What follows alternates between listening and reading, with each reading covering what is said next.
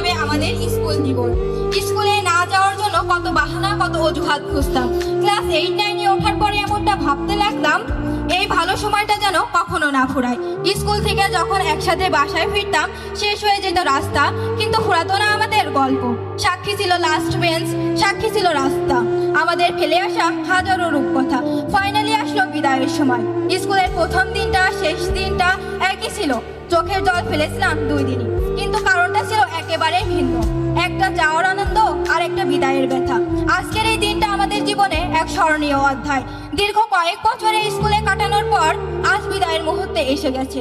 আবদালপুর মাধ্যমিক বিদ্যালয় এক আবেগ, অনুভূতি, ভালোবাসার এক নাম। আজ আমি আবদালপুর মাধ্যমিক বিদ্যালয়ে ছাত্রী। আগামীকাল আর থাকবো না। একটা কথা শুনতে তিক্ত লাগলেও এটাই সত্যি। আগামীকাল থেকে আমি আর গর্ব করে বলতে পারবো না আমি আবদালপুর মাধ্যমিক বিদ্যালয়ের ছাত্রী ছিলাম। আগামীকাল থেকে হয়তো আমি আর বলতে পারবো না আমি আবদালপুর মাধ্যমিক বিদ্যালয়ের মাঠে সবার সাথে দাঁড়িয়ে অ্যাসেম্বলি করি। আমাকে বলতে হবে আমি এই আবদালপুর মাধ্যমিক বিদ্যালয়ে সবার সাথে দাঁড়িয়ে অ্যাসেম্বলি করতাম। তাহলে আজকের পর থেকেই সকল কিছু আমাদের জন্য অতীত হয়ে থাকবে। যেতে হবে বহুদূর, তাই এই সেরা বাঁধন। বিরহ ব্যথাধর মনে রয়েছে হাসি আর কাঁদন। আজ ছেড়ে চলেছে সকল মায়া আর সুশাসন। সম্মুখে দাঁড়িয়ে দিতে তাই বিদায়ী ভাষণ। সেলিম স্যার হয়তো আমাদের আর উকি মেরে দেখবে না। জাহিদ স্যারের কাছে আর হয়তো ছোট ছোট আবদারের খাতা নিয়ে যাওয়া হবে না। রজব স্যারের মতো হয়তো কেউ আর ম্যাথ বোঝাবে না। ভাবুন, এই সেদিন স্কুলে ভর্তি হয়েছিলাম। গুনতে গুনতে 5টি বছর পার করে ফেলেছি। একেবারে অবুঝ অবস্থায় বিদ্যালয়ে ভর্তি হয়েছিলাম। তখন কিছুই বুঝতাম না। যতদিনে বুঝতে শিখেছি ততদিনে অনেক ভুল করে ফেলেছি।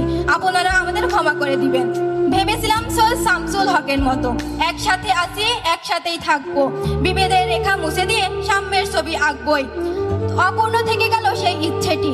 সাম্যের ছবি আঁকার নয়, একসাথে থাকার ইচ্ছা। মীরা ম্যাম জীবনে নতুন কোনো কাজে অংশগ্রহণ করার জন্য হয়তো আর উৎসাহ জাগাবে না।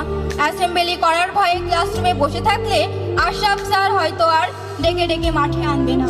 আর হয়তো শিল্পী ম্যামের ক্লাসে লুকোচুরি করে লেখা হবে না। আর হয়তো মোবারক স্যারের উপদেশগুলো মনোযোগ দিয়ে শোনা হবে না। মাঝারুল স্যারের মজার মজার গল্প শুনে হাসতে পারবো না। শিউলি ম্যামের এসএসসি পরীক্ষার উপদেশমূলক কথা আর শুনতে পারবো না। শামীম স্যারের নতুন নতুন উদ্যোগের আর অংশগ্রহণ করা হবে না।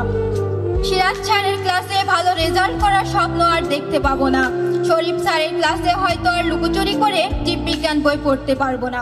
আলমগীর স্যারের ক্লাসে হইচই করলে স্যার হয়তো আর আমাদের বকবে না। দিতি ম্যামের মমতা স্নেহের ক্লাস করতে পারবো না।